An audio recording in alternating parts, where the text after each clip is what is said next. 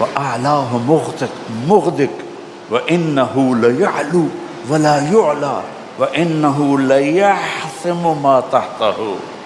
انہیں کہو پاگلو، تمہیں پتہ ہے میں عربی دان ہوں، میں نے محمد کا کلام سنا ہے، اس کے اندر مٹھاس ہے شہد جیسی، اور اوپر رونق ہے بہار جیسی۔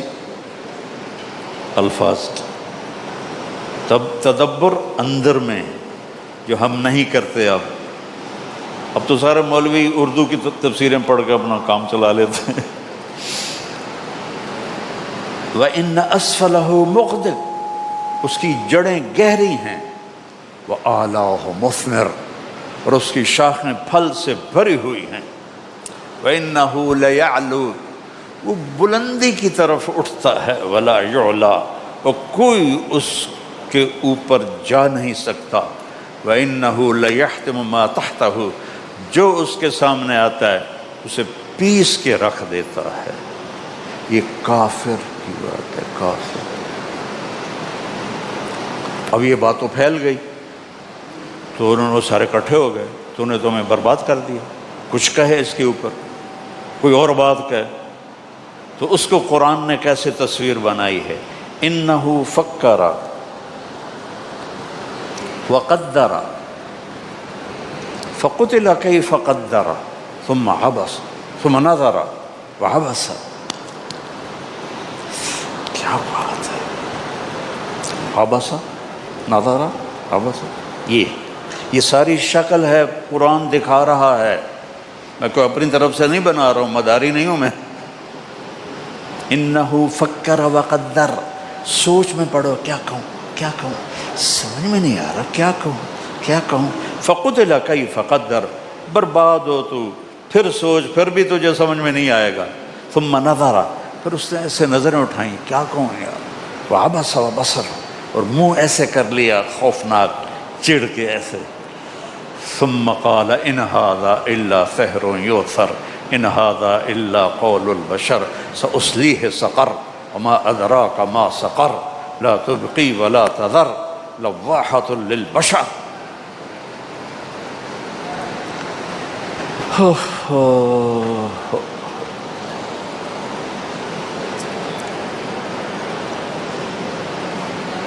پہلے دعا تو شروع کرو، یا اللہ میرے بچوں میری 70 سال عمر ہو گئی، سب سے لمبی میری دعا ہے، اللہ گواہ ہے، یا اللہ قرآن سکھا دے، میں جاہل ہوں، اللہ کی قسم میں رو رو کے روزانہ اور مانگ، بیٹا کبھی مجھے ناغہ نہیں کیا میں نے، یا اللہ قرآن سکھا دے، یا اللہ قرآن سکھا دے، یا اللہ قرآن سکھا دے۔ جیسے چھوٹا بچہ نہیں ضد کرتا اور روتا ہے، اس طرح میں اللہ کے سامنے روتا اور ضد کرتا۔ لوگ مجھے عالم کہتے ہیں، اور تجھے پتہ ہے میں خالی ہوں، تو جو کہہ رہے ہیں ویسا مجھے کر دے، مجھے قرآن سکھا دے، میں اس جہالت کے ساتھ مرنا نہیں چاہتا، میں یہ مانگتا ہوں یا اللہ مجھے اس جہالت موت نہ دے، مجھے قرآن دے کے مجھے اٹھانا۔ تمہارے اندر پلے تڑپ، تو تمہیں تو پتہ ہی کوئی نہیں کہ ہمارا کتنا بڑا نقصان ہو رہا ہے۔ مطمئن ہو کے چلو، مدارس والے بھی بڑے مطمئن کہ اتنا ہو رہا ہے، اتنا ہو رہا ہے، اتنا ہو رہا ہے، یہ ہو رہا ہے، وہ ہو رہا ہے، لیکن اس خلا کو کیسے پر کرو گے؟ اس نغمہ محبت کو کیسے سیکھو گے؟ اس لیے میری آپ سب بچوں سے، اساتذہ سے، سامعین سے گزارش ہے، اللہ سے دعا کرو، اللہ ہمیں قرآن سکھائے، اللہ قرآن سے ہمارا دل لگا دے۔ میں رائمنڈ میں جب مقیم تھا اور میری وہ ذمہ دارہ جماعت میں تشکیل نہیں ہوئی تھی، تو ایوری کوسٹ سے ایک کالا آیا تھا، باسکٹ بال کا کھلاڑی تھا، 6.5 فٹ، تو وہ مسلمان ہوا تھا۔ تو میں نے اس سے پوچھا کہ تم مسلمان کیسے ہو؟ اس نے کہا میں مالی گیا میچ کھیلنے، تو ایک جنرل سٹور پہ گیا کچھ سودا لینے، وہاں قرآن کی تلاوت کیسٹ میں چل رہی تھی کہ میں کھڑا ہو کے سننے لگا، میرے اوپر اتنا اثر ہوا، میں نے اس سے پوچھا یہ کون گا رہا ہے؟ تو اس نے کہا یہ گانا نہیں ہے، ہمارا قرآن ہے۔ کہا یہ کیسٹ میں لے سکتا ہوں؟ میں نے کہا لے لو۔ کہ میں گھر آ کے ساری رات سنتا رہا صبح مسلمان ہو کے.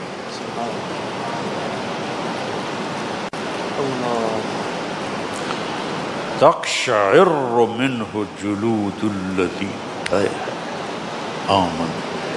تقشعر، رونگٹے کھڑے ہو جاتے ہیں. کبھی ہمارے کھڑے ہوئے؟ تقشعر. تو بس میں تو خود بھی اس سے جاہل ہوں، لیکن میں کہتا رہتا ہوں، اللہ کو اپنی طلب بھی دکھاتا ہوں، رونا بھی دکھاتا ہوں، اور اپنے بچوں کے لیے بھی مانگتا ہوں، اپنے مدرسے تمام مدارس کے بچوں کے لیے مانگتا ہوں کہ سب کو قرآن سے جوڑ دے اور اپنے نبی سے جوڑ دے، کہ جو اصل الدین ہے. فقہ تو اس کی آگے اس کا استنباط و نتیجہ ہے. تو سارے ارادے کرتے ہو نا انشاءاللہ. آخری بات کہتا ہوں، آپ کافی زیادہ تعداد میں ہو، کوئی آپس میں لڑے ہوئے ہو تو صلح کر لو. بچے ہو جاتی ہے لڑائی. میں جب ہماری چھٹیاں اب ہوں گی تھوڑے دن بڑی عید کے بعد، ہم گرمیوں میں چھٹیاں کرتے ہیں، رمضان میں پڑھائی کرتے ہیں. چونکہ رمضان میں صحف ابراہیم اترے، تورات اتری، زبور اتری، انجیل اتری، قرآن اترا، تو کوئی مناسبت تو رمضان اور علم کو ہے نا. اس لیے میں رمضان میں چھٹی نہیں کرتا. رمضان میں ہماری پڑھائی ہوتی ہے، چاہے وہ تھوڑی ہوتی ہے لیکن وہ بہت بابرکت ہوتی ہے. اور پھر اب گرمیوں میں چھٹیاں کریں تو میں اس سے پہلے سب سے کہتا ہوں، کوئی لڑے ہوئے ہو تو صلح کر لو، کہ آپس میں آپ کی بول چال بند ہو. یہ علم دین کے وقار کے خلاف ہے. اور کبھی معافی مانگنے میں دیر نہ کرو، اور کبھی معاف کرنے میں دیر نہ کرو. غلطی ہو جائے معافی مانگو، کوئی زیادتی کر جائے معافی مانگنے آئے معاف کر دو، آپ کا سینہ روشن ہو جائے گا. اور آپس میں غیبت نہ کرو. ایود احدکم ان یاکل لحم اخیہ میتا. اتنی بری مثال کسی اور گناہ کی ہے؟ بھائی کی لاش کھانا چاہتے ہو؟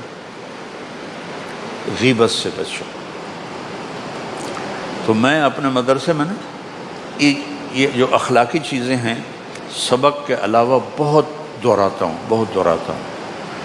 تو آخری سال تھا تو میں نے بچوں سے پوچھا بھی کیا سیکھا؟ تو ایک لڑکا کھڑا ہو تو استاد جی میں میزان کے سال میں آیا تھا اور آپ سے سنا تھا غیبت نہیں کر. آج میں نکل رہا ہوں مدرسے سے، میں قسم کھاتا ہوں ان 7-8 سال میں نے کوئی غیبت نہیں کی. قسم اٹھاؤں کہ میں قسم کھاتا ہوں میں نے کسی کی غیبت نہیں کی. تو اس سے آپ کا دل روشن رہے گا، نورانی رہے گی. اور نماز کا اہتمام کرو، اذان کے ساتھ ہی مسجد میں آؤ تاکہ تم اطمینان سے سنتوں کو شوق ذوق سے پڑھ سکو. جتنی آپ کی نماز خوبصورت ہوگی آپ کے اخلاق خوبصورت ہوں گے، آپ کے رزق میں برکت ہوگی. جن سے پڑھ رہے ہو ان کو ادب دو، محبت دو، احترام دو. ان کی غیبت چھوڑ، ان کی کمی بھی دل میں کبھی نہ لاؤ. آج کل کے علماء کچھ جنید بغدادی نہیں ہیں، نہ طالب علم ابو بکر شبلی ہیں. آج 15ویں صدی کا زمانہ ہے. تو یہ ادارے ایک بہت بڑی، میں تو 100 کے قریب ملکوں میں گیا ہوں، ایسا نظام تعلیم دین کا کہیں نہیں دیکھا. تو شکر ادا کرو. یہ سارے تمہارے محسن بیٹھے ہوئے ہیں، کبھی ان کی غلطیاں نہ پکڑنا، کبھی اس پہ تبصرہ نہ کرنا. کوئی کرے تو اس کو محبت سے روک دینا. محروم ہو جاتا ہے آدمی. تو اپنے استادوں کے لیے دعائیں کیا کرو. میرے جتنے استاد دنیا سے چلے گئے ہیں، پرائمری اسکول سے لے کر گورنمنٹ کالج تک اور رائمنڈ کے مدرسہ سے لے کر جامعہ رشیدیہ تک، سب کے لیے 2 نفل میرے پکے ہیں روزانہ.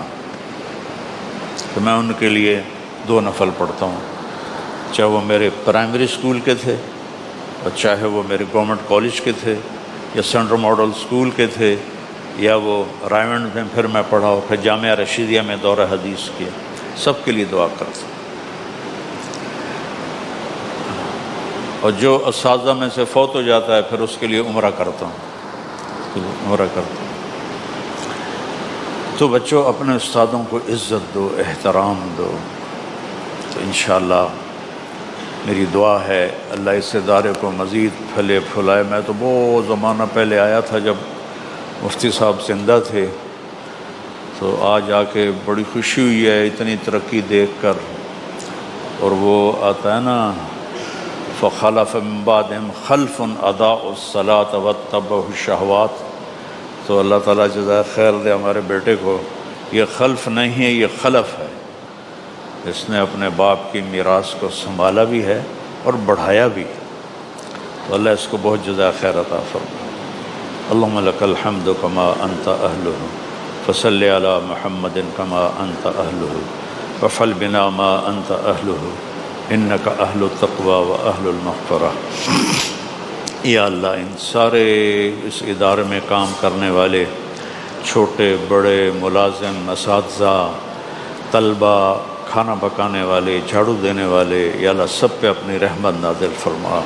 جو بیرون ملک سے بچے بچیاں پڑھ رہے ہیں، خاندان آئے ہوئے ہیں، ان سب کو اپنا علم نصیب فرما، اس ادارے کی ساری ضروریات اپنے غیب سے پوری فرما، یہاں سے نکلنے والوں کو ہادی و مہدی بنا، یہاں پڑھ کے جانے والوں کو ہادی و مہدی بنا، یہاں پڑھانے والوں کو ہادی و مہدی بنا، سب کا آپس میں جوڑ پیار محبت پیدا فرما، غیبت کی فضا کو ختم فرما، حسد کی فضا کو ختم فرما، یا اللہ حاسد کے حسد سے بچا اور بد نظر سے بچا، اور یا اللہ اپنے غیب سے اس کی ساری ضرورتوں کا تکفل فرما، اور یا اللہ ان کی نیکیوں میں ہمارے جیسوں کا بھی حصہ تھوڑا سا ڈال دے اور ہم سب سے راضی ہو جا۔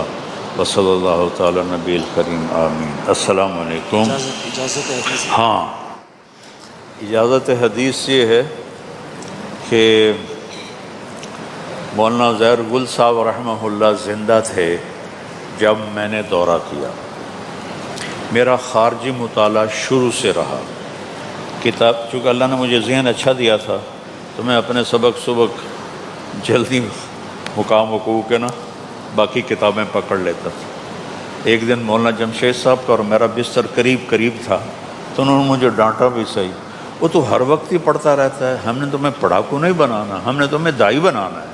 وہ ان کی دعا قبول ہو گئی، میری پڑھائیاں گئیں، دنیا پھر لی ساری۔ تو مجھے پتا تھا کہ سند عالی و سافل، باقی تو کسی کو پتہ ہی نہیں تھا اس وقت، 1980 کی بات ہے کہ سند میں بھی کوئی عالی و سافل ہوتا ہے۔ تو میں نے سارے لڑکوں کو دعوت دی، کوئی بھی تیار نہیں ہوا۔ 2 لڑکے تھے، ایک بنو کا فوت ہو گیا، ایک فتح جنگ۔ میں گیا تم تو ادھر جا رہے ہو، تم تو چلو میرے ساتھ۔ تو ہم گئے اور ان کے بیٹے عبدالرؤف صاحب تھے سخا کوٹ میں کپڑے کی دکان، وہ ہنس پڑے، انہوں نے کہا آج تک کبھی کسی کو اجازت نہیں دی۔ مولانا شمس الحق صاحب آئے تھے، ان کو بھی اجازت نہیں دی، مفتی تقی صاحب کو بھی اجازت نہیں دی، اور ایک مولانا محمد میاں صاحب تھے مولانا مدنی کے خلیفہ، ان کا بیٹا آیا تھا، اس کو بھی نہیں دی، تمہیں تو جانتے بھی نہیں۔ میں نے کہا جی ملاقات کرا دیں، ملاقات اتنی دور سے ہیں، پھر ہم گئے۔ میں نے دینی شخصیات میں ان سے خوبصورت انسان کو نہیں دیکھا، واللہ 6.25 فٹ قد، حالانکہ اس وقت وہ 90 سال سے اوپر تھے، اور ایسے ان کی چھاتی تھی، اتنا ہی بڑا ڈنڈا تھا ان کے ہاتھ، تو نابینا ہو گئے تھے۔